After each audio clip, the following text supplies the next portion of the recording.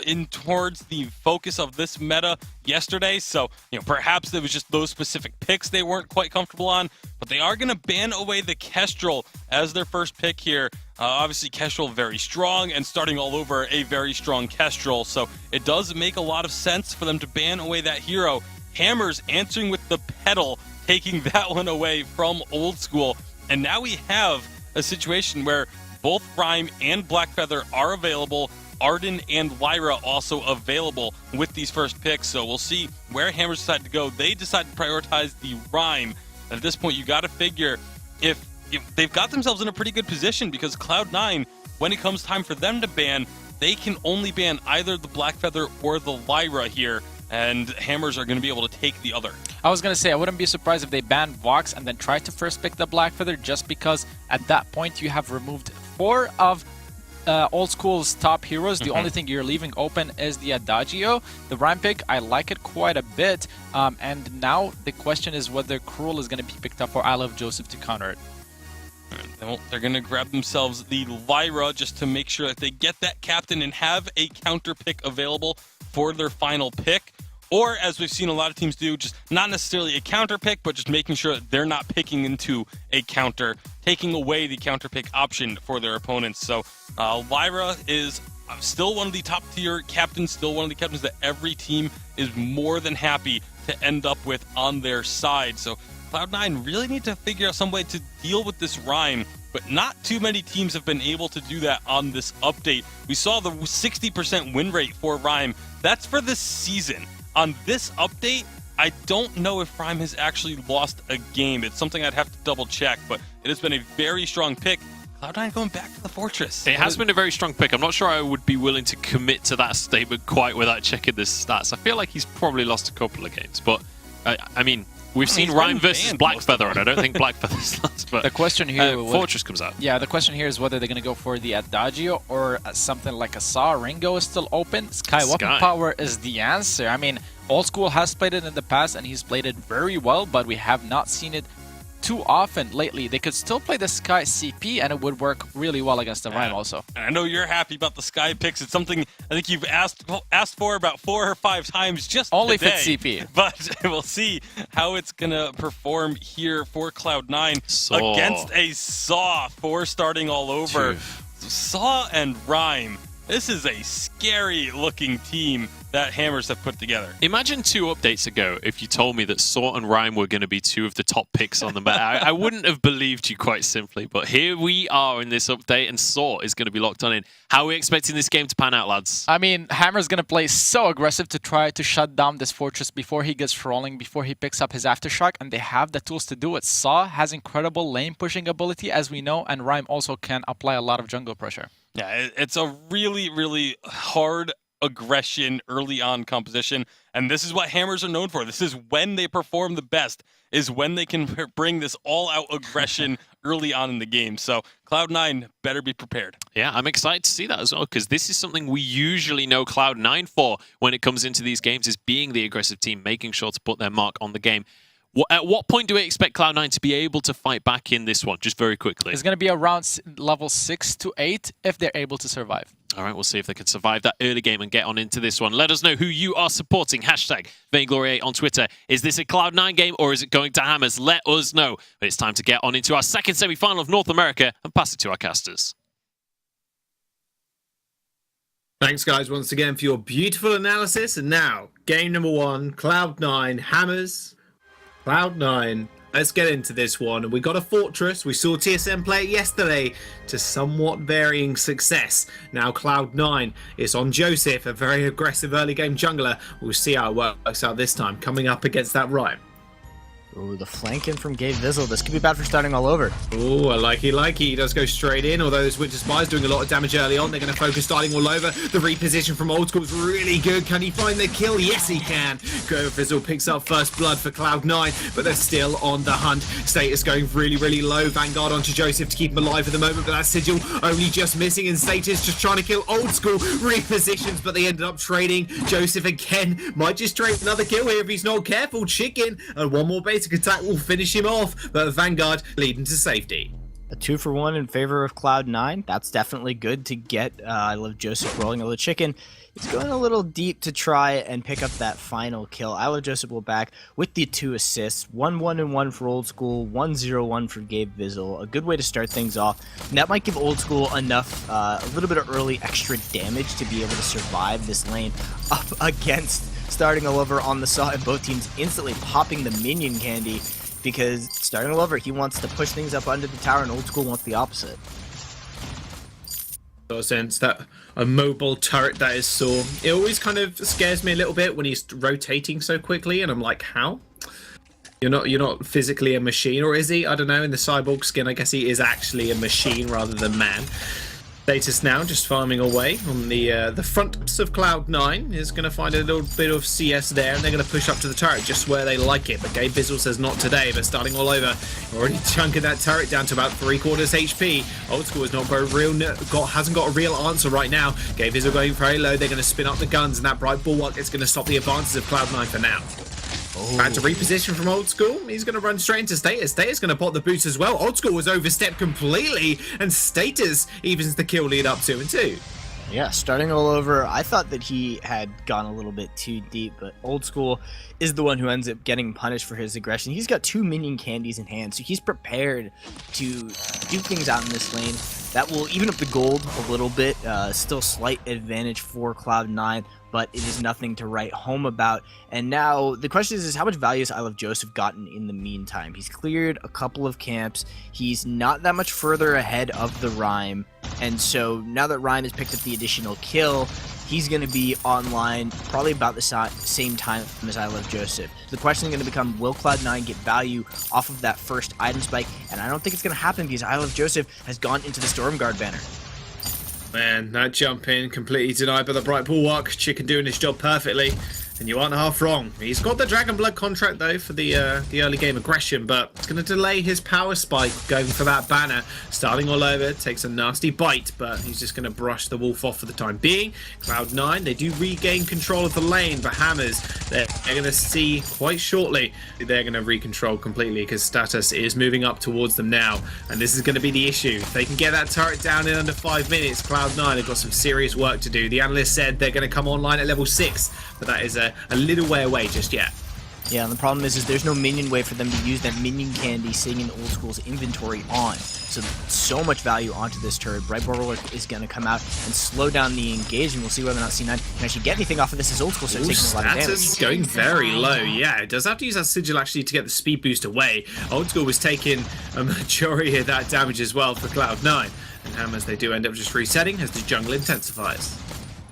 Yeah, now another minion candy has been used by the side of Hammers. They've been able to keep the pressure on this lane for a while, and still Old School is holding both of those minion candies. So he just hasn't found a time where he feels confident that he needs to use that. Maybe he's looking for the double stacked wave. I'm just not sure starting the level is going to give him the opportunity and time to do that. Old School now has the Sorrow Blade, so he's got significant damage, and we've seen that when starting all over is setting up on this turret push, there's a lot of damage coming back out from Old School. He is trying to punish him for standing there and just being, wailing on the turret, but he has to do it he's gonna have to bring down starting the lever very quickly. He has not used one of those 2 minion candies. The wave, it's cleared out, a status is here, and I think this turret is likely to go down. They're gonna need I Love Joseph to show up soon, and he's a little bit slower on the rotation.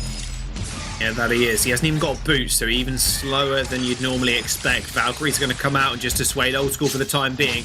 Joseph is going to jump in, and that's actually going to be a kill straight onto the Rhyme. Status ends up falling down as they do go for the aggressive turret dive, and now starting all over's in the front line, so Joe's going to be there to heal him up, but the mobile turret was a little bit too slow for Joseph, and Joseph picks up the kill. They do trade a 2-for-1 in that overall exchange, however. Value on that Book of Eulogies and starting all over his inventory gave him that 1 auto attack lifesteal to be able to survive long enough to bring down Old School, because I thought Old School, when he stepped up to that, he was going to dish out just the necessary auto attack to bring down starting all over. Game's still fairly even between these two teams. Less than 100 gold separates them despite there being a kill, so we can see how much value has been gained off of just the pressure up in the lane, and what that is translated into in terms of status stealing away, or at least getting both of those middle tree ends. Now we see Starting Lover. He's back, and he's ready to roll. He's ready to sit in front of this turret and dish out the damage. Level 6 is in for 2 of the members of Hammers, and they're going to walk away with this turret for free. Gabe Vizzle will have to sprint his way out of there. He's got I Love Joseph to back him up. And now we see Cloud9. First turret's down. Where do they go from here? How do they find a team fight? Actually, they just engage. Yeah, they're just going to want to go for a team fight right now. They answered your question for you. Gauntlet's going to get down by Gabe Vizzle. We're starting all over, spinning up, and the Valkyrie's going to hit directly on top of Old School, stunning him, and that does result in a kill. However, Status will get traded for that one once again. Hammers, they at least walk away with the kill on Old School, which again means they get priority in the lane here, Source. Yeah, they're fine with these trades. I Love Joseph isn't as much of a significant damage dealer. He's not a major threat to starting all over. I don't think that him and Gabe Vizzle can just instantly dive onto the Saw and bring him down, even with the Aftershock in I Love Joseph's inventory. So the moment they take Old School out of these fights, pretty much every fight is going to result in lane priority for the side of Hammers, but they're going to engage on the Starting All Over. Oh, 3-man dive, Starting All Over does get the roll away, but the Death from Above doesn't quite connect, but they're more determined than that. They end up just killing him off, and now it's up to Status to try and find Old School. He gets him with the Winter Spire. The Valkyrie wasn't even off cooldown. He still managed to almost one-shot Old School. He's starting to get stacked up himself with that Shatter Glass in his inventory. Yeah, Glass Cannon, Old School plus Shatter Glass status equals. Status is going to bring down Old School pretty much instantly. Now a little bit more pressure coming out from Hammers. They're pretty much keeping a pace with Cloud9. Every time Cloud9 tries to take things up a notch, put that instant aggression onto one of the members of Hollywood Hammers, they're able to answer back fairly quickly and kind of cut that momentum in half. So despite Cloud9, they're getting kills. They're up 1 kill. They're starting to fall behind in gold. They're not able to convert that into significant objectives. Now we've got a double wave that has been minion candied. Old School is going to try and clear this out. Gabe Vizzle is trying to pull the minions away, but I'm not sure that's going to work, and the Gauntlet got stopped. Nice use of the Death from Above as well. That's actually beautiful from Old School. Still gets stunned up by the Valkyrie, however. Joseph going fairly low as well. His starter Status just destroying the front line. Those Winter Spires, connection after connection. And that'll be starting all over now, just disintegrating this turret. There it goes down. Second one off the field now for Cloud9. 8 minutes and 30 seconds in. Cloud9, a little bit worse for wear. Yeah, this draft is looking to be a little bit lacking for the side of Cloud9 just because they gave away priority picks. As far as the draft goes, it has a clear strategy. It's got multiple win conditions. They can either gain value off of Old School being able to kite throughout the fights. They spiral things out of control with Joseph on the Fortress, and he's able to just, set them up for early jungle invades. But Status is on the Rhyme, so he's gonna have great control of the jungle and be able to push anybody who goes in there. Starting all over is on the Saw, so his lane control is massive, and Hammers have just gotten 2 major priority picks that it makes it difficult for Cloud9 to really execute any of those strategies that they want. And now that the team fights are starting to get rolling, kills are even, but the gold is clearly in favor of Hammers, and things might start to spiral even further out of control as Starting All Over's now got that first Tyrant's monocle in hand. He's going to start to get crits off of all of that damage that he's already outputting. They did stall up the gold mine, but decided against it for the moment, as they did spot Cloud9 just pushing in the lane. Just means Starting's going to rotate, spin up his gun and clear the wave right under about a second. Those crits, like you said, are really going to start to hurt now.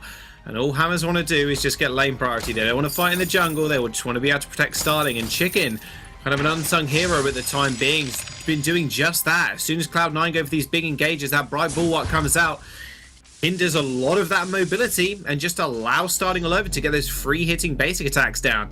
Although his scoreline doesn't quite appease it just yet, Source. Later on in the game, his damage numbers are going to start to rack up when he does get that 3rd damage item on board.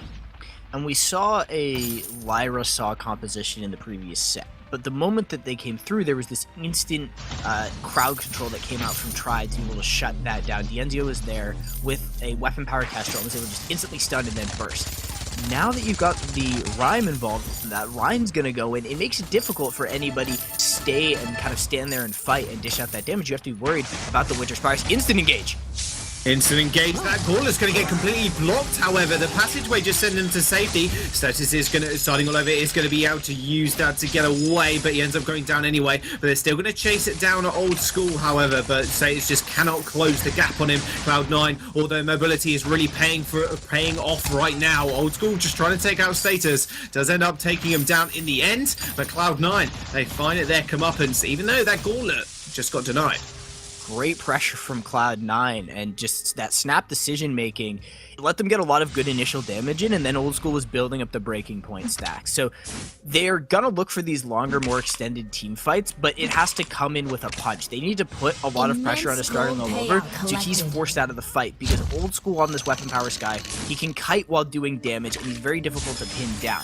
If starting all over is forced away from the fight, or is at least not able to just kind of stand there and shoot Old School as he's bouncing around the fight and pretty much dodging up the damage from Status, it means that the stacks are going to build up for the side of Cloud9, and then their go out strategy is going to start to come together. And we saw in that team fight when starting all over was pretty much isolated from the team. He took a bunch of damage initially and then couldn't follow up on it. It didn't matter that the gauntlet didn't really connect. Stats didn't get there in time. The Bright Bulwark's going to be used. This time more aggressively. Passageway is going to get followed up. Starting all over, had a little bit of trouble actually getting through it in the end. Attack at the back, and the Gauntlet's going to get opened up. And now Starting is in a lot of trouble. Does get stunned. Does manage to commando roll out of there, though. Joseph is going to chase him up. Has he got the damage to deal with him? He does unleash the hail of bullets, and he ends up going down as well. So in the 1v1, Joseph can take him out if he gets the time. Chicken now running away. Very little energy. Same with Status. Are going to be able to escape for the time being, but the key target for Cloud9 has already been killed, and that's Starting. Yeah, they've managed to bring down the turret pretty much instantly, and they're getting a lot of good initial burst damage, even if the death from above from Old School doesn't necessarily connect. We saw when they made that dive under the first turret, when they got that kind of first aggressive tempo style kill, they used it for zoning. It's making it difficult for Status to move throughout the fights, and Chicken is pretty much doing everything that he can to try and keep starting all over alive. It's just the healing isn't going to get that much value with the Mortal Wound from I Love Joseph, and Cloud9 are starting to be able to really set the pace for the game and make it so that even when it looks like there's going to end up being a solid setup for the side of Hollywood Hammers, that they're jumping them just before everything is in place. The Hollywood Hammers are getting things close, but Cloud9 aren't letting them actually set up the siege, set up the poke, set up, the initial turret that saw. And Roadie Run is really hindering him at the moment. He's not mispositioning with it, because he needs to be able to get out the initial all-in engage from coming out of Cloud9, but he isolates himself where Chicken can't help him, and that just leaves Joseph a lot of time, and he has got that Aftershock as well as the Atlas Pauldrons to deal with him.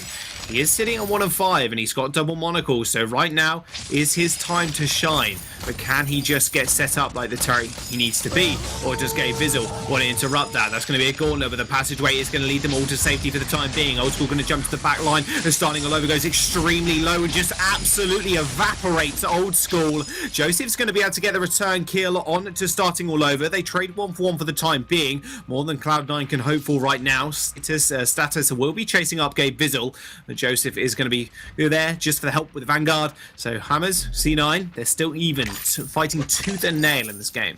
Yeah, that was a better response from Chicken in the positioning of the Arcane Passage. They managed to get out of there the moment that Old School went very deep into the back line. He was pretty much, a full screen away from the rest of his team, but he was trying to put pressure on to Starting all over. But Starting all over had already gotten through the portal and set himself up. He was at the edge of the portal, and Old School is trying to kite around the edges of the team fight. He's trying to dish out damage while avoiding being pinned down by Status, because he knows if he does, then Starting all over is going to rip him apart. But because Starting all over was already through the portal, and they made that defensive call very quickly from the side of Hollywood Hammers, Starting all over had the space to be able to significantly dish out damage. Yes, he was standing there and getting chomped on by Fortress. I Love Joseph was dishing out significant damage. It was still enough for Hammers to take an even team fight. Maybe the next time, if Status is able to kind of answer the pressure that's being put onto Starting all over and actually put some damage on I Love Joseph, maybe Hammers actually survive that fight entirely and the Saw manages to make it through. Kraken now being started up by Hammers. However, I think it was just a little bit of a mistap. Kraken does end up resetting completely. Now, status? One of those two. Can confirm status. And confirm status. Okay. It's like Munch said on the desk, it's so hard. It's so inbuilt in me to say the other one. But status, he's got even part of this, so the sustain is there for his build. But itemizing more towards defensive now, just to make sure Old School isn't dealing a whole absolute ton of damage to him. Old School right now sitting on 3 damage items with that breaking point, Poison Shiv, and that Sorrow Blade. He's doing a whole lot of work in these fights, and his mobility is really what hinders status right now. That Kraken's getting started up, and when you've got a Saw on your team, it sure does drop quickly as well. Gauntlet comes out from Gabe Vizzle. There's another passageway to lead Stala, starting all over to safety, but they need to get Joseph off him as well. Just get rooted up by the Rhyme, and he's still trying to run out of there. Can't get spun up quick enough, and Joseph will take him out. And now Chicken trying to heal up the Rhyme with the Sigil, but can he 1v3? That's the big question. I don't think so, because Lyra's already dead, although he is chasing down, and Joseph is going very low with Old School almost out of HP as well. Joseph very low on energy, although that Treant will be stolen. They still need to deal with that Kraken marching on their base. Status can't get and stop the recalls. That was a great team fight from Cloud9, and I love where the Death from Above was positioned. It wasn't there to actually get the kill onto starting all over, but it slowed down status and let them all just bypass him. The entire front line was just ignored from the side of Hollywood Hammers. Cloud9 ran right past them, put the pressure on the starting all over. And starting all over, he got very far away. That started in the tri-bush of Cloud9. That was where they were posted up from the side of Hollywood Hammers and finishing off that Kraken, and they chased them all the way to that Crystal Sentry. So that was a long run team fight, and well played by Cloud9 to make use of the attack of the pack and the Death from Above to just kind of control the space that Hollywood Hammers had to move through. Cloud9, they are starting to bite back. Hammers, they still have the turret advantage with absolutely none of theirs being destroyed yet, but you can kind of imagine that is because of the Saw initially. Cloud9's base is completely open, but it's a lot closer than the turrets do tell. There's only 600 gold in it as well, with Cloud9 just inching ahead. And now Hammers, they only need one more team fight to go in their favour to realistically end the game with a Saw and a Rhyme. It's all up to Cloud9 now to be able to contest these major objectives, because they haven't been able to even out push vision source. They can't put that scout trap. They can't put any vision like the flares or anything to clear out some of the Hammers either, because they haven't had the priority in the lane because of this Saw pushing up consistently.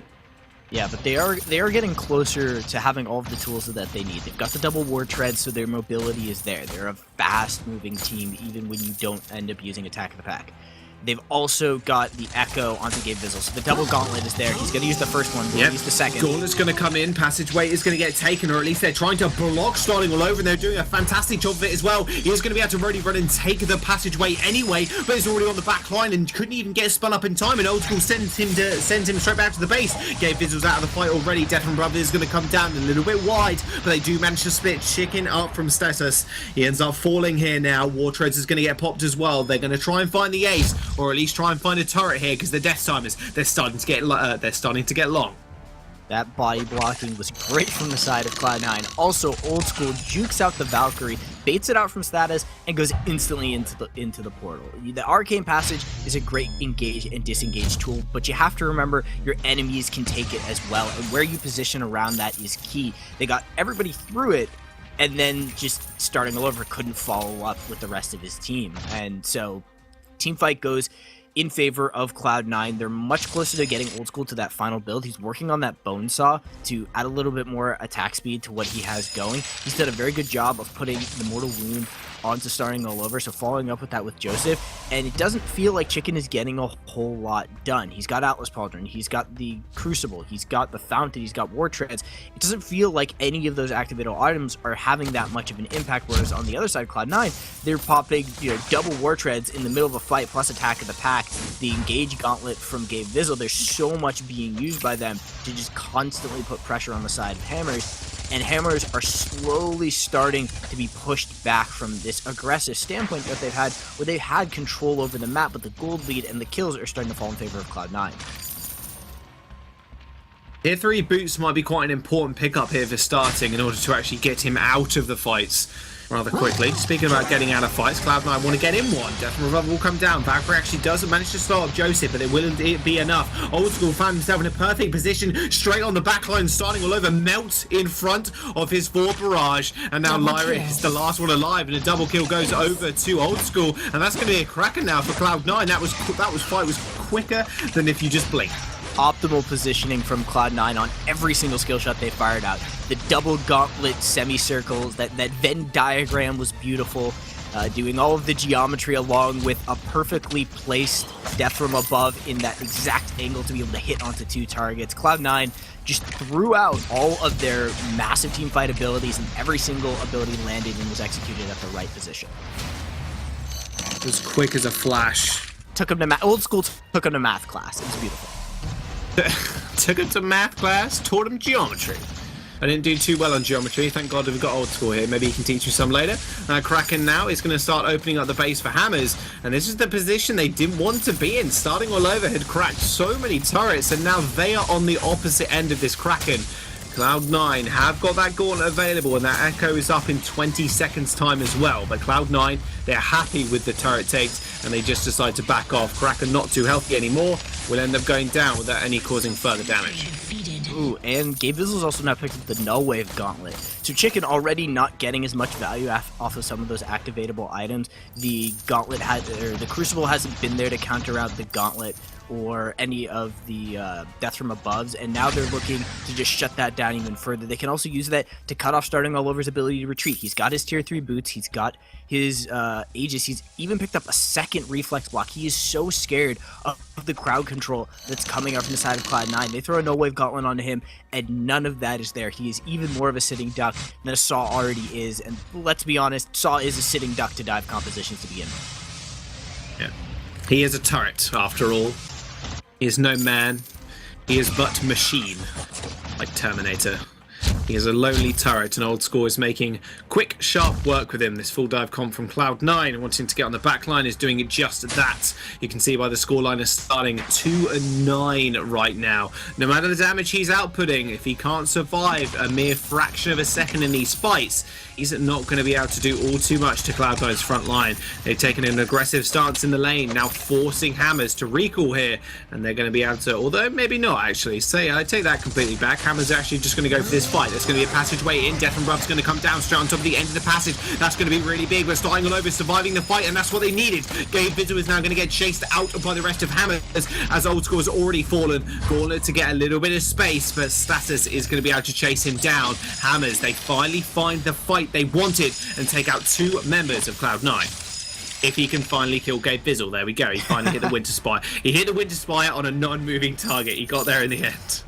Yeah, it took a couple of tries, but Hammers find themselves a team fight, which they have been unable to do for most of this game. It's been just engage after engage after engage from Cloud9, constantly picking up the pace. That didn't look like it was going to turn into a team fight. It didn't seem that Chicken would go for the arcane passage and actually make that happen. Now, 14 seconds on Old School. Either Joseph is going to try and slow them down as best he can, but this could be Hammers taking this game. This is a dangerous moment. The first turret will go down fairly quickly. 4 seconds on Old School. They won't have Gabe Vizzle. That is taking a lot of damage. He's dead. Taking too much damage. He's dead. The turret actually finished him off. Chicken has still got a passageway to use. They used the Echo a second ago. Death and Rub comes down, but Joseph, Old School, undeterred it seems, just takes down the Saw regardless. Chicken is going to get chased up here as long death timers on the side of Hammers right now. He needs to be able to survive for long enough, but that Mortal Wound will cut him through, and that'll be Cloud9 finding the ace. The Lyra falls, and they're going to push towards the base. Oh, and they should easily be able to do this just because the instant attack speed that comes out of Old School is already significantly higher, and nobody's going to be up in time. Isla Joseph was already there. He was kind of there for the stall. He was there to make them fear going in onto these turrets.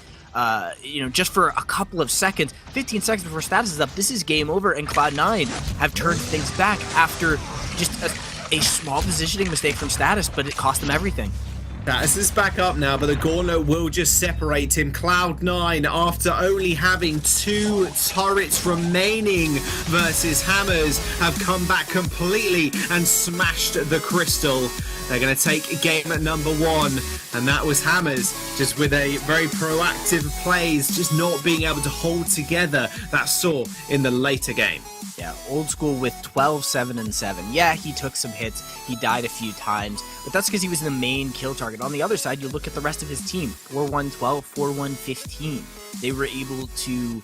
They were never the target, but it meant that they stayed alive, and Joseph got so much value on being able to chase down Status, or starting all over on the Fortress, and just instantly engage into a composition with what looks like 2 major priority picks. Cloud9 with the reverse turret sweep did manage to take game number 1, but like you said, Old School and Gabe Vizzle's mobility was just a little bit too much for starting all over to handle, no matter how many passageways you got on Chicken. But we'll send it over to the desk and they can break down the Cloud9 victory some more. Tell you what, that got a little bit dicey at the end there for Cloud9, but they managed to nail it down in the end. It was close, though. Hammers found a way back into that game. It was like throws and then counter throws coming on here. It was a risky end to the game, but Cloud9 took it. For a second there, I thought we were going to have a repeat of Rogue versus Tribe, where Tribe had this huge lead, looked like they were going to be winning all game long, and then all of a sudden, Rogue got that one team fight and were able to end it. Hammers got this one team fight, but then they just threw it all away at the end. Like, it looked like they were going to be able to make a stand and make a comeback, but some poor decision making at the most crucial moment of the game ends up costing them dearly. Indeed. Yeah, absolutely. It's just a crazy... Sorry, producer was talking to me just as you ended your sentence there. We have a couple of replays from the start of that game where we saw Cloud9 being very, very aggressive early on in the game and just managing to build a snowball for themselves. Yeah, this was very early on. This was level 1, the very first team fight. And we see C9 every single time they go for this fortress, they pick up a Dragon Blood contract. And that Dragon Blood contract allows them to win this early game skirmish, even though they shouldn't win it. I mean, they managed to get a kill, but at the end, they're still going to be pushed away. But they do come out ahead on the kills count. And, you know, when you shouldn't be able to win it, picking up an item to change that matchup is a really smart thing to do. Yeah, and then, again, Status this game was just so aggressive. Right here, he goes underneath the turret trying to find a kill, ends up falling, kind of ends up repeating itself a little bit down the stretch, but it was just, he was playing so aggressive on this Rhyme,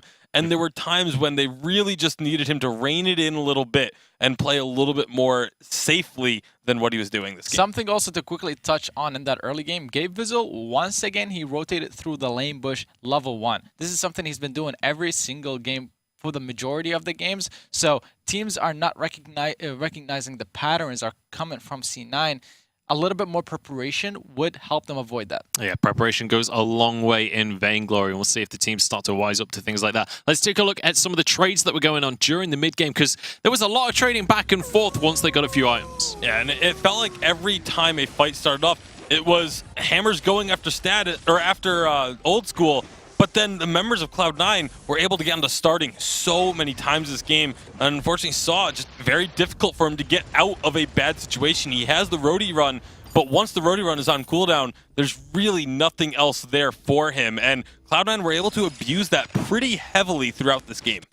Yeah, they certainly were, and just fights on fights on fights. Yeah, in my opinion, also the mid-game picks that C9 were able to get in terms of kills were a fault of the coordination mistakes and the communication mistakes that were coming out from Halyard Hammers. Similar to the split pushing strategy that we were talking about for the 5v5, if you want to pressure multiple points on the map with the Saw being in lane and Rhyme being in the jungle, they need to coordinate. They can't push one player alone and the other two lacking behind perhaps in the jungle shop. They need to be able to coordinate to allow the Rhyme to snowball in the jungle. Absolutely. Now, we saw a couple of pushes from Hammers throughout this game, and this is one around 16 minutes on into the game. Cloud9 managed to defend this push in the end, though. Yeah, and this was a very scary push for them, but you know, the Kraken gets captured, and if Hammers were able to win this fight, they are able to take this game perhaps because they would get so much work done. But again, the chase onto starting all over, the roadie run was on cooldown, so he couldn't have any other escape options available to him.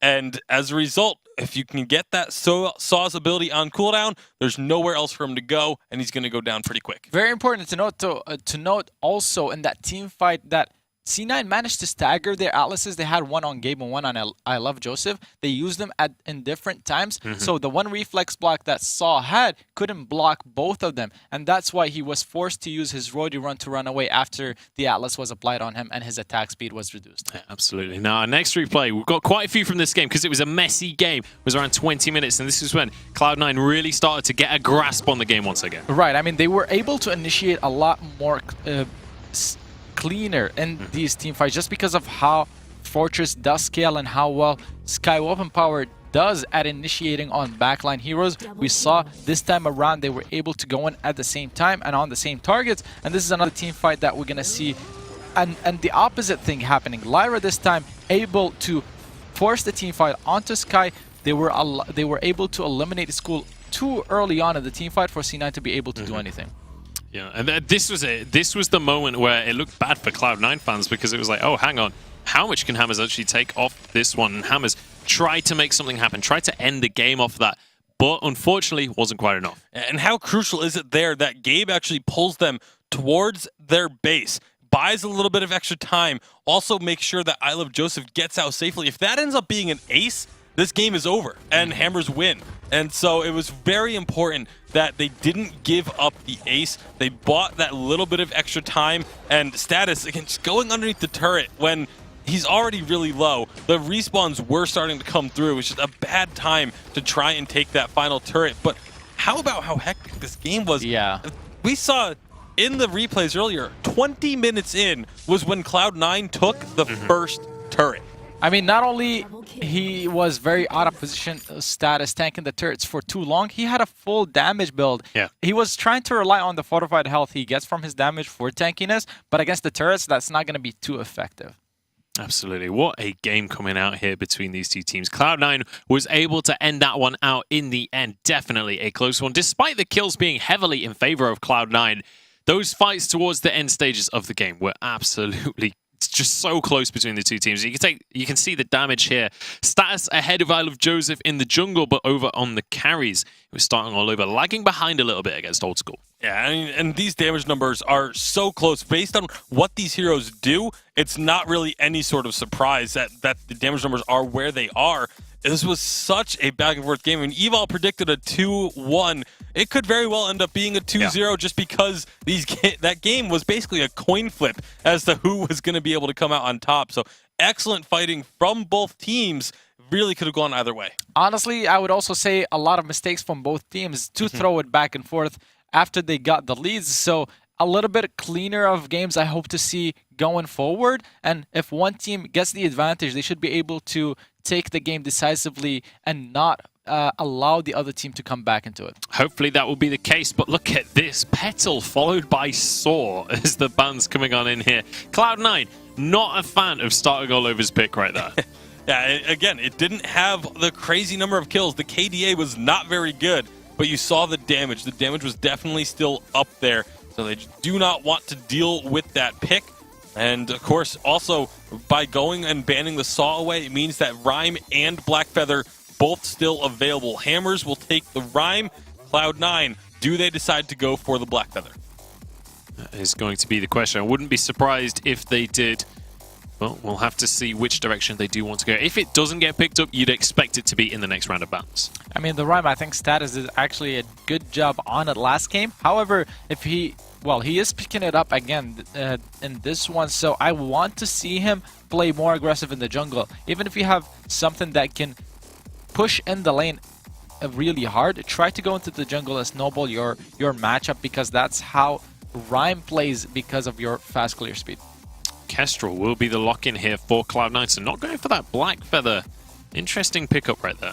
And interesting to me that they did pick that up because they were the ones that banned it on A side. So they didn't want to pick it up first when they had the opportunity. Instead, they're going to pick it up when on B side now, and they are the ones that ban away this Blackfeather. So not running to run the Crystal Blackfeather either out of the jungle. So we could see them end up going for another Fortress and when they round out their composition, So they are taking that Lyra after Hammers ban away the Arden, so it will force that kind of 1.5 tier, I guess, of captains. But Hammers, they're not even going to go for it. They're going to go with the Adagio Fortress. They are definitely shaking this one up. A few really quick picks coming through and bans for the side of C9 and Hammers. Adagio, Rhyme, and Fortress is a composition we've seen before. Works really well because it's very aggressive and it has a lot of weapon power damage coming from the backline because of Adagio. This feels like a Cloud9 composition, right?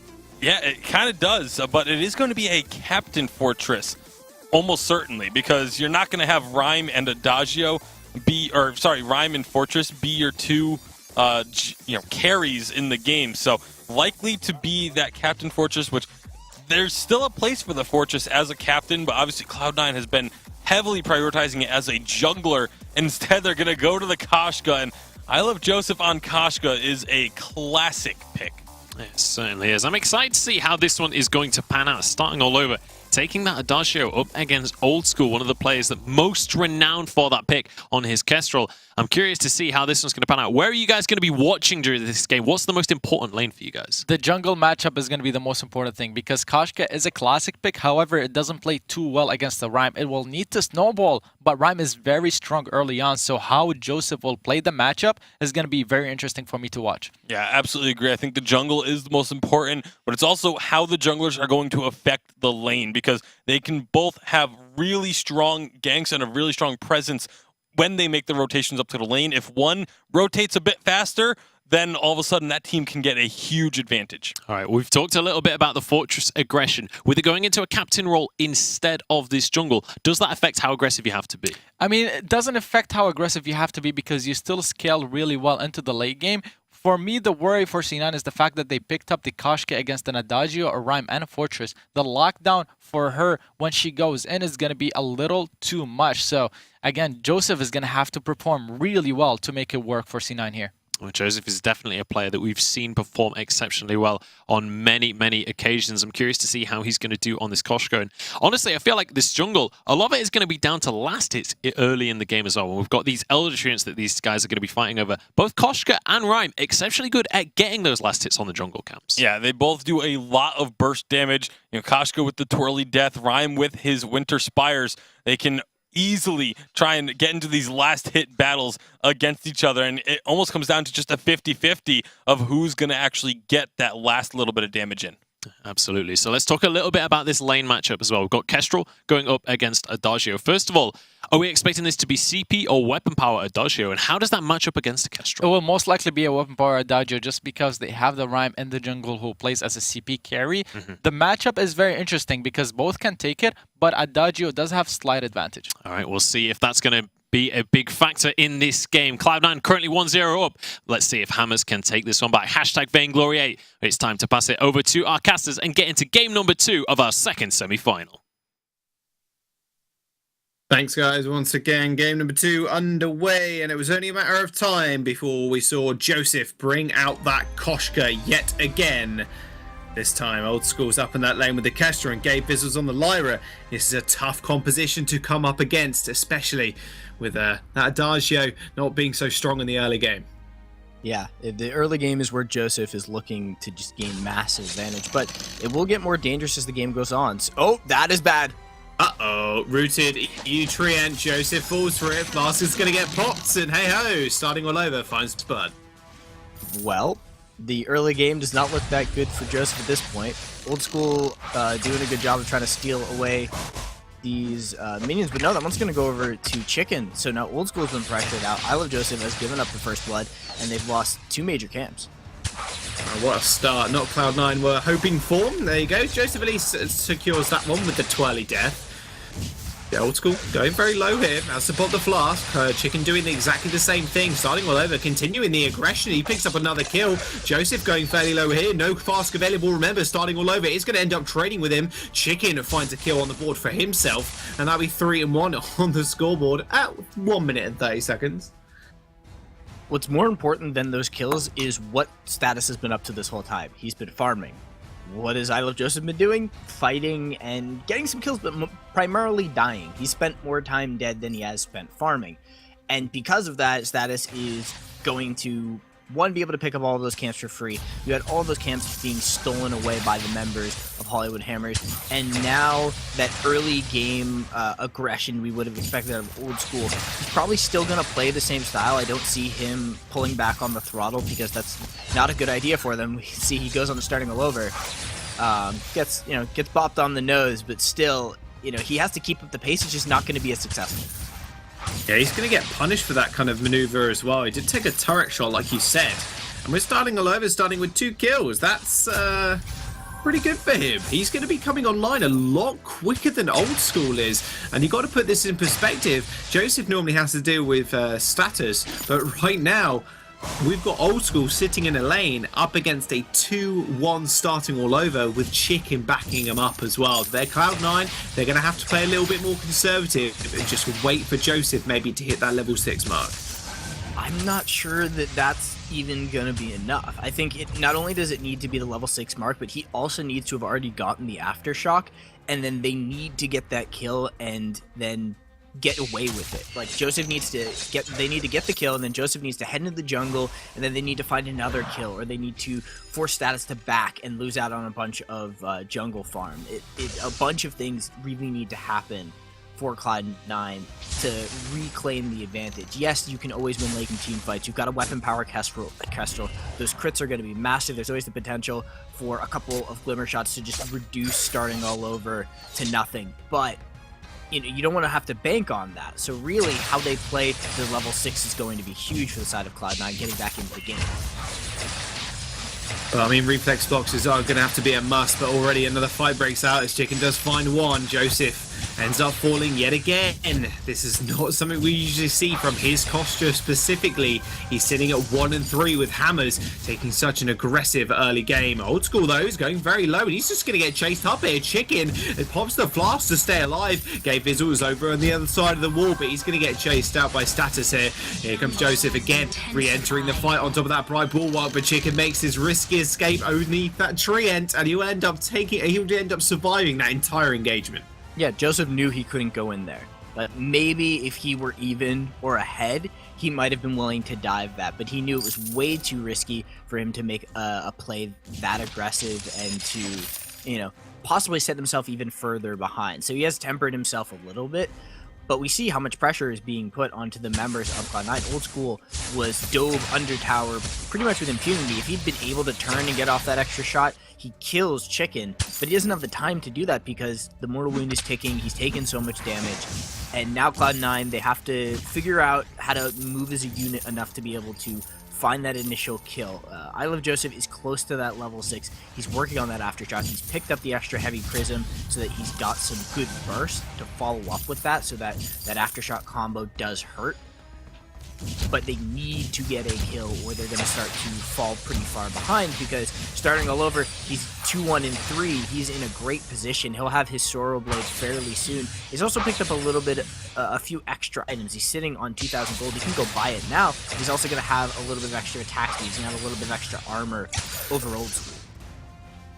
A lot of items over his counterpart in the lane. However, Cloud9 determined to make sure he cannot go back just yet to buy those items and make use of that gold. Fountain gets popped from hammers as they do go for a small engage, but Cloud9, they end up just backing off. They have the Fountain of their own, so they have got a 60-second window where they've got that at an advantage. Yeah, and they've also given Trient over to Old School, so he can just stay in the lane. He already managed to make his significant purchase, so that's good for them. I like the fact that they were pressuring them before starting all over. I've been able to head down to the middle shop and be able to actually pick up that Sorrow Blade, because he was doing significant damage already. Now he's got that, and this next team fight is going to be crucial for Cloud9. They have to win it, but they also have to win it, convincingly. Right bulwark from Gay Vizzle to stop the hammers engage once again. They want to win this fight convincingly, but right now it's not looking so convincing when they can't really get much damage down onto starting all over. Yummy Cannon Frenzy is available for Joseph, however. He is that level 6 mark, but starting all over has a reflex box, so does Chicken. Status is the only one that doesn't have his, but he'll be there with the Valkyrie, I'm sure, if you do use that ultimate straight on top of him. This was good poke from Old School and great break ball. Boots coming in. Yeah, great ball, bright ball. While Valkyrie came down, didn't stun anybody up, but it sure did slow Cloud9. They're just going to advance, and Old School ends up falling down. Joseph is going to have to just back off here, using that to early death to get the speed boost. Gabe Fizzle trying to retreat to his turret, pops the flask. The Sidru's going to heal him up as well. Hammers, they do end up finding a kill here, and that will result in a big shot for the Adagio.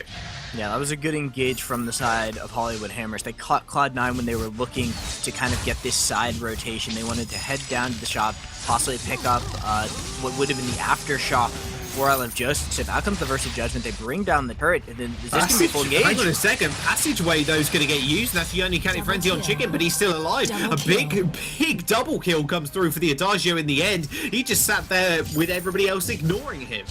That looked so good for Cloud9. They'd gotten all of Hollywood Hammers underneath the turret when it exploded, so there was that extra damage in there. They bring down status fairly quickly. Chicken falls. But Old School was kind of caught in the middle, and like I said, I Love Joseph, he wanted to go and pick up that aftershock. That's what that rotation was from Cloud9. Gave Hollywood Hammers that first team fight over on their side of the map, and he didn't have it in that fight either, so that just that bit of burst that probably would have been there for Cloud9 to be able to survive that team fight a little bit better wasn't there. They have it now, but that's 2 fights in a row they've been fighting without having that significant item. We've also got a Dragon's Eye on status, so if he's building up those stacks, damage to their Tornado Trigger is finished for starting all over. This is a great time for the side of Hollywood Hammers to be fighting. They are taking a lot of poke from the side of Cloud9. Yeah, that's one thing they do need to watch out for, that poke from Old School. He does have Sorrow Blade, hasn't got that second item online just yet.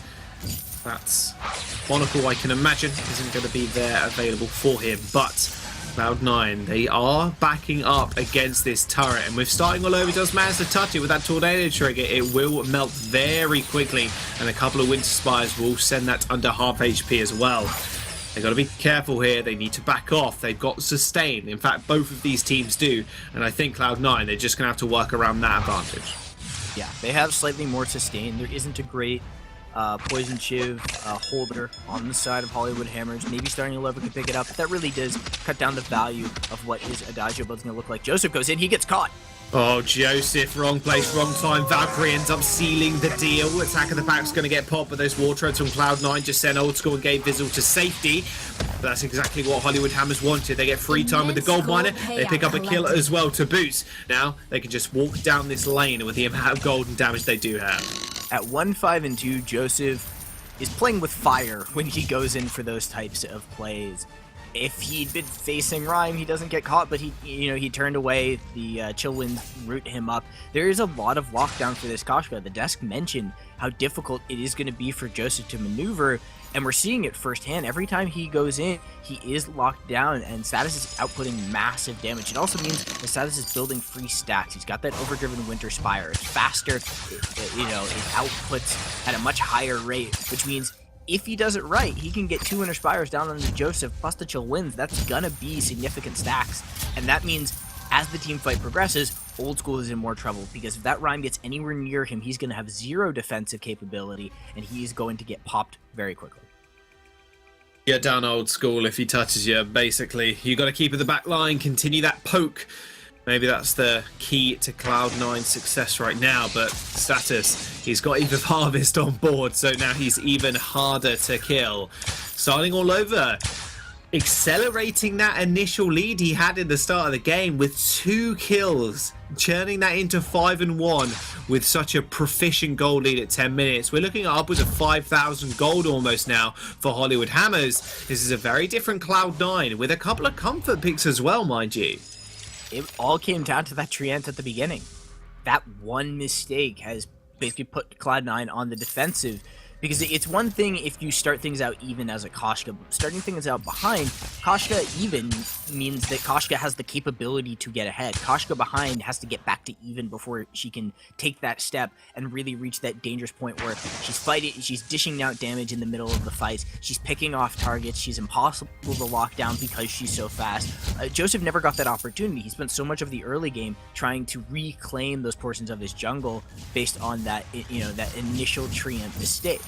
And you can always come back from something like that, but it's very difficult on Akashka, who loses value as the game goes on when people have got the reflect blocks to block the Yummy Catnip Frenzy.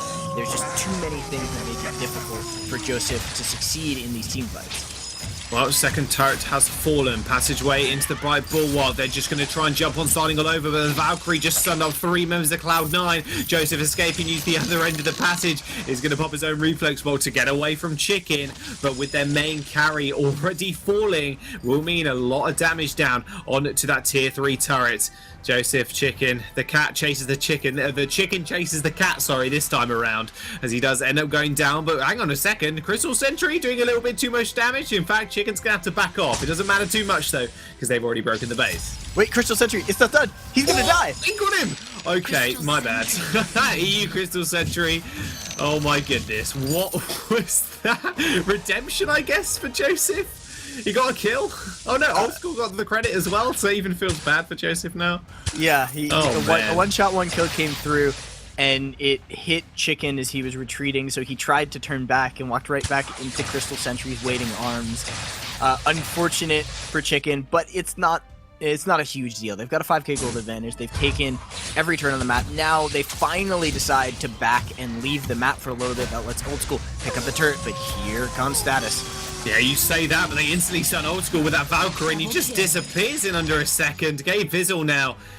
That's how fast it was. I couldn't even say the name. Gabe Vizzle now running away. Joseph, Old School, they've already fallen. And Hammers with a commanding lead. And we're not even in 15 minutes yet. And Cloud9 only have 2 turrets remaining.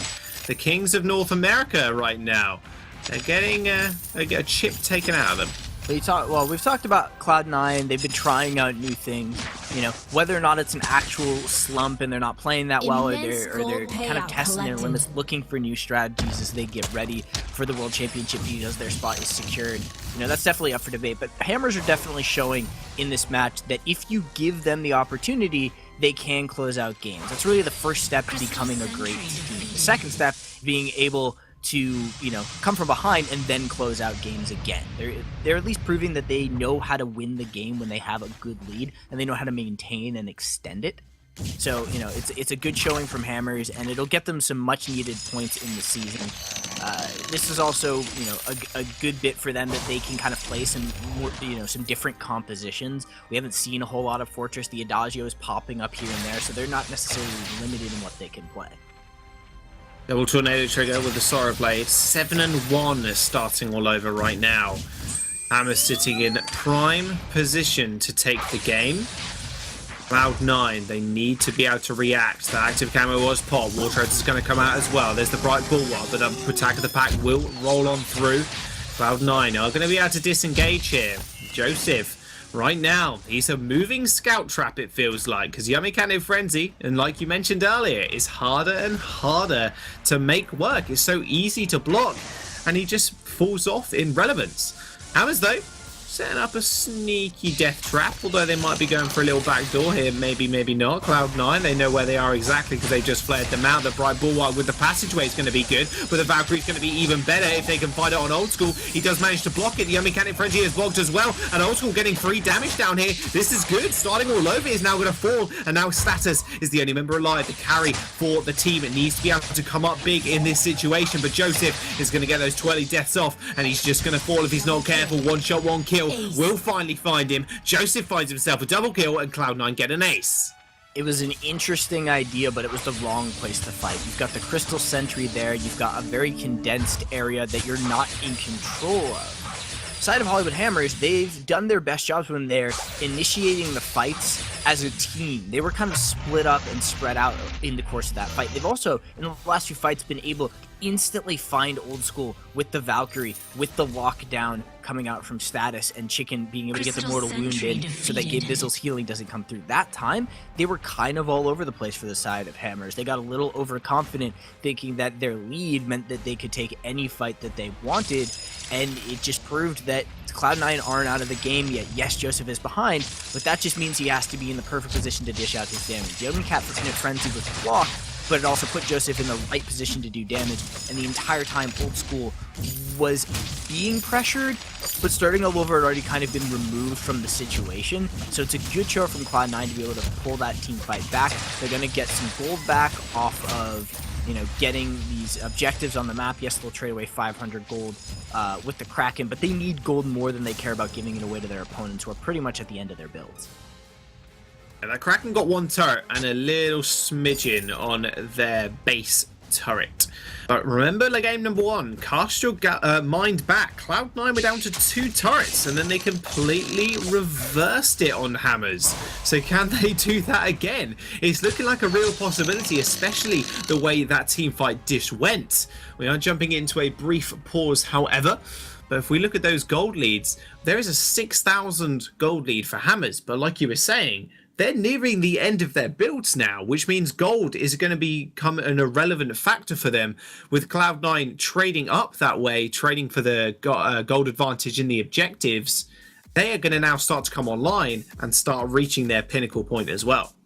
There's still space for starting Oliver to grow a little bit. He's going to finish off with his possibly a Tyrant's Monocle, maybe a 3rd Tornado trigger. Status can still grow in terms of damage if he decides a 4th damage item is necessary.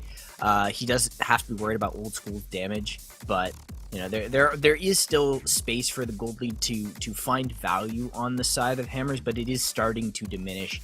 And if Cloud9 wins some back-to-back team fights, you could definitely see, you know, the gold lead becoming irrelevant very quickly. We're going to get the pause briefly sorted out. We're just going to we'll sit and wait, and you can hear our lovely voices for the time being. But so what do Cloud9 do in this situation now? Because they've been able to take at least one Kraken, and they're able now to just force Hammers into a situation they don't want to be in. Hammers, they made a risky play, but will that happen again? Primarily Cloud9 need to find a similar team fight to what they just had, where there isn't just an instant hard engage from Status, and we are back into the game. So Cloud9 need to find an opportunity where they once again spread out the members of Hollywood Hammers. They've done a very good job of finding team fights as a group on the side of Hammers. Kin pops the attack of the pack, and then they're all able to move in the same direction as one unit. There isn't really a punishment. Maybe a great active camo stun from Old School, you know, kind of instantly punishes that head-on strategy, but there isn't a really great way for that to happen. So Cloud9 need to play a long and extended team fight, and that's a great way of opening things up, but he gets caught. Valkyrie doesn't get blocked at all. Old School used his reflex block a little bit too late and ends up punished for it as well. Cloud9 running back to their healing platform, but the cat's already dead. The 9 lives are up, but that passageway was almost a little bit too good from Gabe Vizzle. Doesn't quite find the executes on Hammers. They're just going to go for the base turrets now. Those Vein Crystal turrets will fall rather rapidly with the damage from starting all over. They're going to try and kill Gabe Vizzle, but he's more than healthy enough on this Lyra. Haven't got the minions either. Gabe Vizzle is actually holding the minions at his feet, but I'm not sure it's going to matter. Hammers, they are just going to completely ignore that fact and tie the series up 1-1. Yeah, in instant engagement from the side of Hollywood Hammers, and the lack of lock onto the Valkyrie. Every team fight that Hollywood Hammers found, they got a great Valkyrie onto either I Love Joseph or Old School. They found one of those priority targets and were able to just burst through any of the healing that Gabe Vizzle could output. And it was just close. I feel bad for Gabe Vizzle. He was so close to being able to keep them alive a little bit longer. The reverse turret sweep could have happened, but Cloud9 weren't able to seal the deal. Hammers, they end up taking the victory, and a 1-1 will be at the series score thus far. We'll jump over on the analyst desk, and they break down the Hammers win some more. It was close to a comeback there for Cloud9, but Hammers clinch it in the end with another solid team fight coming out from that team. They had the lead for the vast majority of the game. It was just towards the end it got a little dicey, but Hammers definitely the better team in that matchup. Talk to me about this match, guys. Hammers definitely seem like they've come out swinging with this different composition. Yeah, it was almost a repeat of game one where, you know, a team is dominating all game, almost loses it, but then are able to close it out again. So Hammers did a great job, but at the same time, I think what we heard the casters talking about at the end was very important. The fact that these Valkyries were having so much impact on these fights. There's only 2 abilities that you really need to focus on blocking from this Hammers squad, and that was the Verse of Judgment and the Valkyrie. And that should be easy enough for these teams to be able to take care of both of those. But time and time again, we saw Hammers able to connect with one or the other and land those crucial stuns. Indeed, and for C9 not being able to get ahead early on, not being able to snowball the game, was really difficult for them, or made it really difficult for them to try and win on later on in the game. Just because of the Koshka and Adagio interaction, in my opinion, when Koshka goes in, Adagio is able to slow her down if he heals himself, and then the Root follows up from Rhyme, and then you got the Valkyrie hitting multiple targets. The lockdown is too much for Koshka, and she's fairly squishy late game. Yeah, really, Joseph struggling to get onto the backline during these fights. Let's take a look at some of the replays from this one, because the start of the game was all about Hammers grabbing these double kills. Yeah, and even though it was Cloud9 trying to be aggressive, again, you see there, just locking down the Koshka, preventing her from being able to get the kill, and turning the teamfight onto her, and immediately taking I Love Joseph down. You know, this is a hero that he normally has a massive amount of impact on, but because of the composition, he really wasn't able to do the same amount of things that we normally see him doing. Yeah. Yeah, I mean, it's true. And also, we talked about how it was going to be very interesting watching Koshka played out by I Love Joseph. You see the Valkyrie hitting there, multiple targets locking them down, and the Adagio damage following up. Extremely strong. Yeah. Also, another thing to talk about is the Adagio-Kestrel matchup. Adagio does take it slightly in his favor just because if he's able to position behind the minions, then the Glimmer shots do not hit him, and the basic auto attacks difference between him and Kestrel allows him to win the matchup. Absolutely. And then just a few minutes later from that one, we did see a ray of hope for Cloud9 as they managed to grab themselves an ace onto the Hammers. And this was the moment where I thought maybe Cloud9 could come back here. Yeah, and this was one of the times where they were able to really negate a lot of the Valkyrie effect. Old School only got hit by the edge of it, so he's able to stay alive and kite his way to the backside of the teamfight, prevent taking the damage that Status was dishing out, and again, able to maneuver around this fight the way that they needed to do really all game. And if they had done this even just 5 minutes earlier, then Cloud9 very likely finishes off this game and takes the series 2-0. But because it took so long, Hammers were able to build up a sizable lead, and to the point where that one lost team fight didn't cost them the game. Yeah. It certainly didn't. They managed to get a Kraken off of it. They pushed 1 or 2 towers, but it wasn't enough to end the game for themselves. Tell you who could end the game, though. It was the Hollywood Hammers, and they managed to win another team fight off the back of that one, stunning with the Valkyrie. Yeah, stunning with the Valkyrie, then the triple root landing on all heroes there. All heroes on the side of C9. The team fight just before this, Kestrel and Old School were able to reflex block the Valkyrie that did land barely on the edge, like you mentioned, Tasty Bacon, but this time around, he missed the reflex block just barely, and that ended up costing C9 so greatly because he was locked down on the front line. He was right in front of Adagio, right in front of Rhyme, and right in front of Fortress. As Kestrel carry, you definitely don't want to be in that position. You definitely do not. We can take a look at the damage that came through in that game as well. And you'll see surprisingly equal coming through. Look at the difference between the two carries. They're almost exactly the same.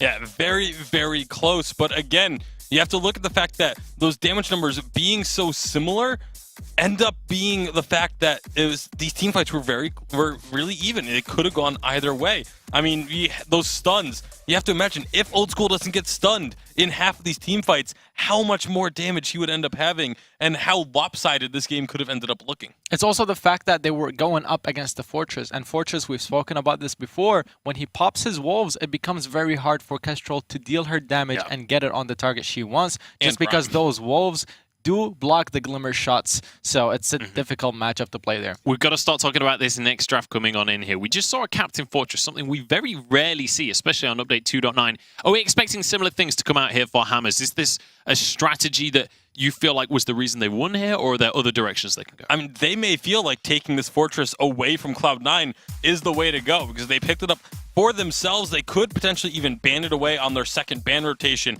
but if they feel like the Fortress is the reason Cloud9 has been winning this weekend, then I fully expect them to go for the Fortress once again. And if that does become their prioritization, I wouldn't blame it at all, just because, again, we said C9 have been only mostly successful with that Fortress pick. The Rhyme comes through again. I really don't like giving that pick over to anyone, and especially not Hammers, just because Status at that point is able to play very aggressive. We saw last game he picked up so many kills in the early game. And now, of course, Black Feather being available. There's Hammers banning away the Fortress. So yeah, they definitely feel like this Fortress is a key pick for Cloud9. So, and like Cesaro said, I don't blame them They won a game when they took the Fortress away. They lost when Cloud9 had the Fortress. Cloud9 won with Fortress twice yesterday as well. So it's definitely a pick that they are really liking as a team. And so Hammer's recognizing that and taking it off the board. C9 will probably have to ban the Blackfeather here, otherwise Hammers would get it with Rhyme. That would be very difficult for especially Old School to go up against as the carry, going up against the Blackfeather who's able to get on top of you and duel you 1v1 during the team fights very easily. But instead they go for the Lyra ban. Very interesting prioritization. Yeah, the only idea I can think of here for Cloud9 is that they're going to let Hammers take this Blackfeather and then maybe take a Rona for themselves and try and do what we just saw Rogue do against Tribe. But that is very, very risky decisions to make with a Rhyme already on this other side. You're not going to be able to, there's a lot more lockdown with a Rhyme available. They can root you and then just get out of the red mist. They can drop a Valkyrie on your head and keep that Rona from being able to do the damage. I would be surprised if Cloud9 went for any other laner than the Vox, because Vox works really well against both Blackfeather and Rhyme, and it's one of Old School's best heroes, one of the only left Old School comfort heroes, honestly. So C9 taking their time perhaps for the jungle pick instead of the lane, since it's most likely going to be the Vox. What do you think of the idea of perhaps an Adagio coming out as well? Just because of the fact that they're going to be in melee, so the Verse of Judgment could have some serious effect if they're able to stay alive. That's a big if, but Old School has played that a ton historically. They have the Krull for that big brawling in team fight. We could just end up seeing this full massive melee combo. It could be Rona, like you said. Yeah, it could be another Rona, as we saw from Rogue, to go for a massive 3v3 melee heroes, going for that a crazy brawling type of team fights. You mentioned the Adagio. It's possible that we see it, but it's Vox, like I said, just because of how well he's able to dance around the abilities and kite. A Lance comes through too, so the Vox being able to use his dash on his A ability to dance around the Impales, dance around the Valkyries, that's going to be very important. Honestly, with the amount of melee heroes we've been seeing picked up across the course today, I'm really surprised we haven't seen more Churnwalker. It feels like the perfect hero to pick into a brawl like that. The amount of sustain you get, and also just sharing that cleave damage on everyone, you can dish out a lot. What I'm really hoping to see here is a CP Vox. It's against triple melee, and you have a Krull with you on the other hand, who's going to be going open power. It's most likely not going to happen though, just because at that point Blackfeather can 1v1 you easily. Yeah, he certainly can. Let's take a look at the compositions then. Who's going to be the ones being aggressive here? I've got to say, Blackfeather and Rhyme sounds pretty good to me. Yeah, definitely the Rhyme is going to be wanting to go aggressive early on, especially with the Lance. That is so devastating early game. So expect to see them trying to be very aggressive on the side of Hammers. All right, it's time to jump into game number 3 of this semi-final and find out who is going on into our grand finals later today. Hashtag Vainglory8. Let us know who you are supporting. It's time to pass it once again over to our casters and get on into this game. Thank you very much. Once again, game number 3 underway. Cloud9 versus Hammers, 1 apiece. Who will be facing Rogue later on, Source? We'll have to wait and find out. I don't know. This feels like this is a Hammers victory in the waiting. Cloud9 are a great team. Hopefully they don't have as much of a difficult start as they did last time, but this is Rhyme and Blackfeather. Just how do you deal with just so much pressure, damage, value? You've seen how devastating these two heroes can be. And I think a lot of this is going to be on Old School and how well he plays in these mid to late game team fights. His ability to kite and stay away from the Blackfeather is going to be crucial, and it's a very difficult task to ask of him. Hammers already going a little bit more defensive, tried to take their fronts first as Cloud9 were fairly aggressive in the way that they were pathing, although walking back towards the lane now. Chicken taking a little bit of hurt on the way, but was able to save the majority of his jungle, no problem. Yeah, they also do this time have I Love Joseph on the Krull, so he's got a hero who's good in the early game, good in the mid game, good in the late game. He doesn't, his damage isn't really his factor as much as his ability to clear quickly and then show up to team fights. So he'll be safe within the jungle. Once he has that from Hell's Heart, we'll see whether or not they capitalize on that initial level spike and find value off of that kill, which was kind of a problem that they ran into before. From Hell's Heart, it's a little bit more difficult to block than the Yummy Catnip Frenzy. It's got more value. You can just kind of throw it out, and it may or may not hit, but it doesn't necessarily commit you to the team fight entirely as the Koshka did. So this time around, maybe they'll be able to find that early opportunity that they couldn't in the last game. Yeah, no EU treants to root you up and then give over first blood this time. I'm sure Joseph is going to be a little bit more happy with that in that case. But let's look at the side of Hammers right now. They've got what's arguably some of the two strongest picks right now in the Blackfeather and Rhyme. Rhyme is just so hotly contested, and with picking this one up with someone like a Lance, that's an easy Valkyrie in the making. Yeah, anything that gets CC'd once is going to be CC'd twice, is going to be CC'd thrice. Anybody caught isn't going anywhere, so it's going to be on Old School, one, to be rarely. Joseph might be able to sit there and take some of that damage and kind of survive that. He can kind of frontline out some of those early engagements, but it's going to be a lot on how well the Crucible comes out. Maybe we see the Crucible go into Old School like we did in the previous series. That's going to be a treant going over to Gabe Vizzle, and Cloud9 will secure that one. They secure it, they get it on their captain, get that fountain online much quicker than Chicken will be able to. Only slightly though, only about 300 gold separates the captains right now in their back pockets, but most of those are just actually at a set of boots. Gabe Vizzle going fairly low at the current time. Status did walk his way up to the lane as well. Now, what is starting to do here? He's at a deficit against Old School, at least in the range category. Not so much on the CS right now. He's just ahead ever so slightly after Old School does manage to clear this wave out on this box. But this wait for it as well is going to be fairly critical to their team fight. Gabe Vizzle's going to lay down the gauntlet, or at least in the perfect world, and then you're going to get a big wait for it on the side onto 3 members of Hammers. Then they've got no abilities to work with, and then Joseph walks in there, does what Kroll does best. Someone target and then wailed on them.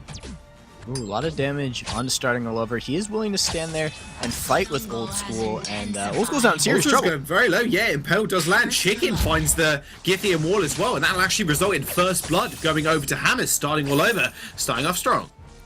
Yeah, it is a difficult time for this Fox into the weapon power. Joseph's in a lot of trouble as well. Hang on a second, because he's might be able to turn this around on status. That smite's going to come through, and that's going to be a big one. Gabe Vizzle comes in with the Vanguard. Don't want to pursue that any further.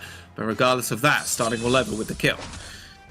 Nope, fight's not over. Starting all over is going to show up in the middle of the fight. Continue on a fight. No talking for you, Source. Give me a second here. Starting all over, just find the execute straight onto Joseph. Cloud9 wants little something here for this engagement. Chicken's going to come forward, marching, trying to find Old School. Doesn't quite find the Githian wall to push him towards the wall and get the stun. Hammers already off to a flying start with 2 kills. 3 kills make that. Starting all over, just dives straight onto Old School and picks up a 3-piece. I don't want to say it, but I feel like you never let Blackfeather through. If you can avoid it, there's just too much potential for any of these great Blackfeather players in North America to just get things rolling, and the pressure on the Old School to get the kill in the lane, to show up and then be able to collapse in and find the additional kill. It's just play after play for starting all over right now. He's already got a finished Serpent Mask, is 650 gold, 625 gold now, away from having that breaking point. 2 key components that he needs to get the job done. And I was going to mention that Old School is going to be picking up the poison chip. He's already got that. That will find them some value in shutting us starting all over. But might not matter, because starting all over is almost to that 2-item spike at less than 6 minutes into the game. Scary prospect for Cloud9. They did lose their turret as well. Once again, Hammers coming up fighting, and Cloud9's staff behind them said, you know, this is the time for Cloud9 to show and cement that there's a reason why they are going to Worlds.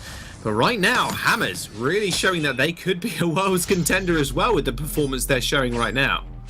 Yeah, I mean, TSM is out. If they are able to take out Cloud9 and then take out Rogue in the finals, they build themselves on the path to making that a reality. They still need to have good performances for the rest of the season, but it's possible that they could do it if this is the level that you know, Hollywood Hammers can play at. If this is them at their best, you know, or at least this is where they can play up to when they're up against a strong opponent, we could see them upsetting plenty of teams. They could. Starting all over was very happy to kind of say, you know, we are ready to take on the Titans. We are ready to take on Cloud9 and TSM. These two teams that have been around for so long, their rosters have been solidified for so long as well. I mean, upwards of 3 seasons, I think Tasty said, that teams like TSM and Cloud9 have been together. That's an awfully long time.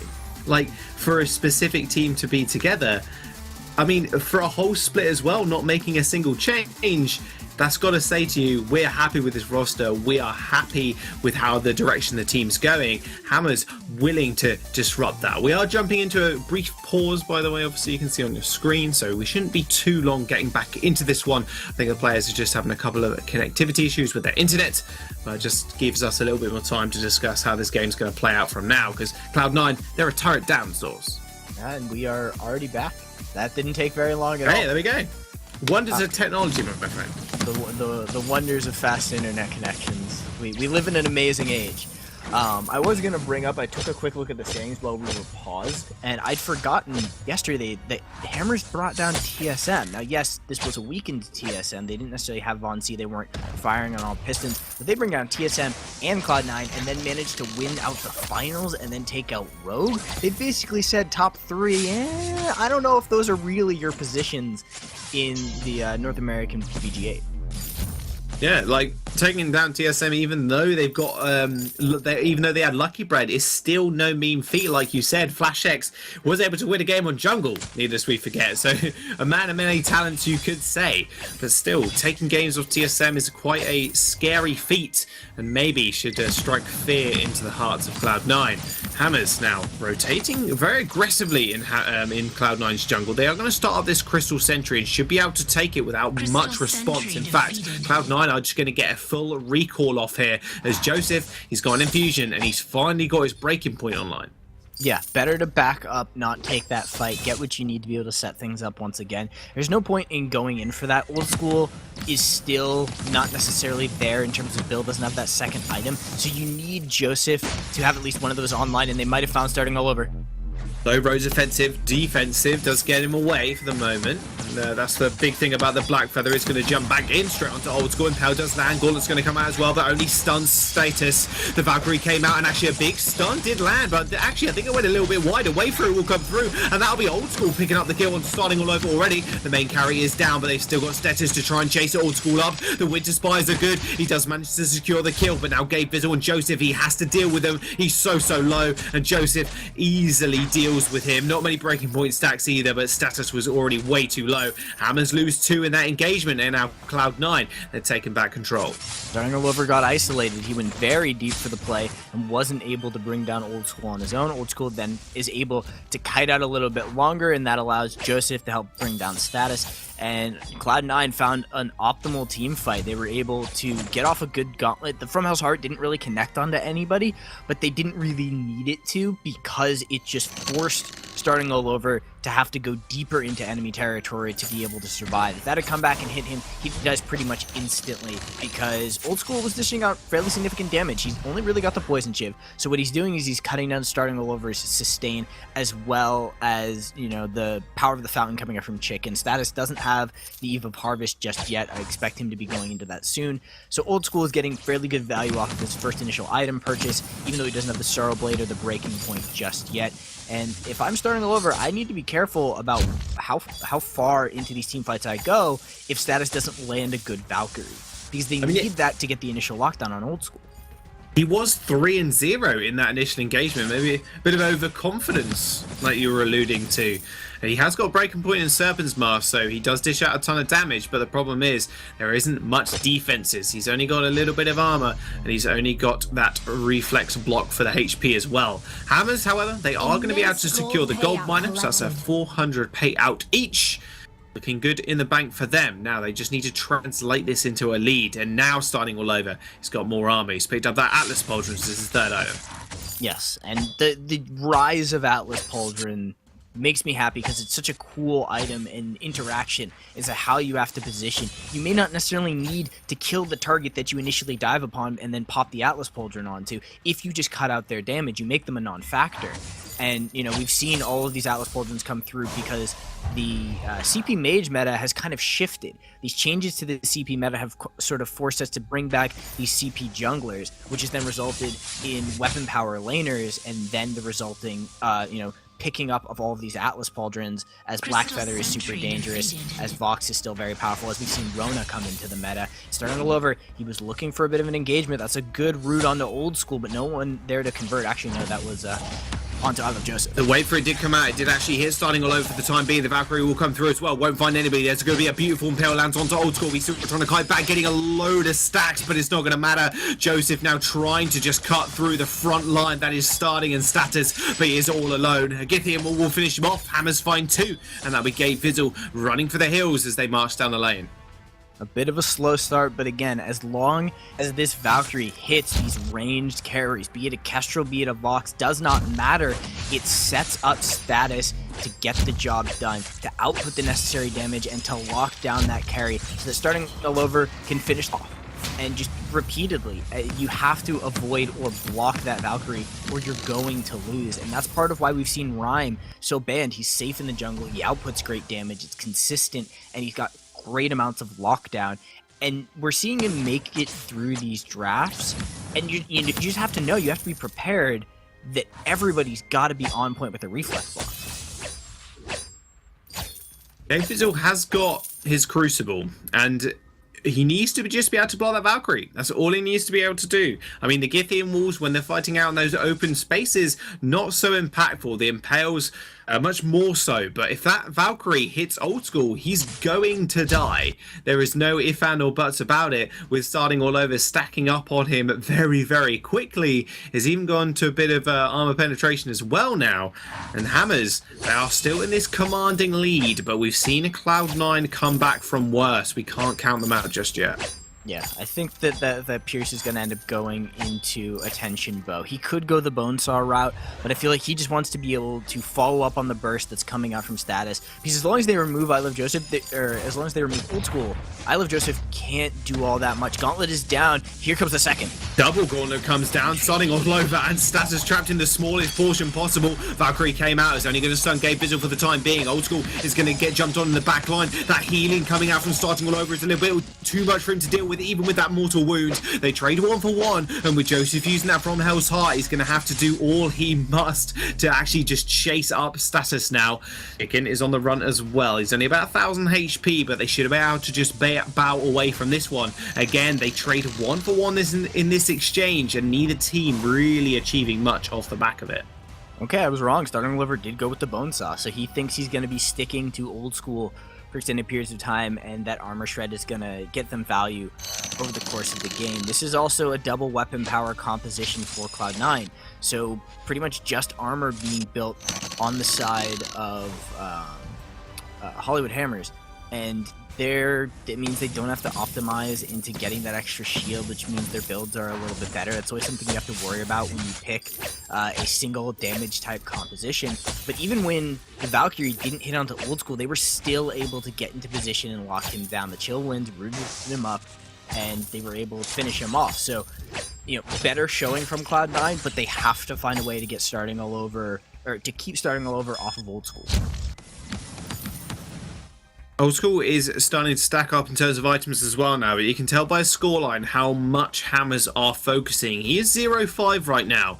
That Mortal Wound really cutting that healing, but they're going to go in again. That's a nice 2-man impale. The Githian wall was not blocked. He actually saved it, and he does manage to find it again. The Valkyrie and the Gauntlet do end up landing, but it's a little bit too late. Starting all over has already found the kill onto Old School in the back line, and now Joseph is going to fall for the double kill. Now Chicken and Gabe Vizzle in the support combat while his carries just push down the lane.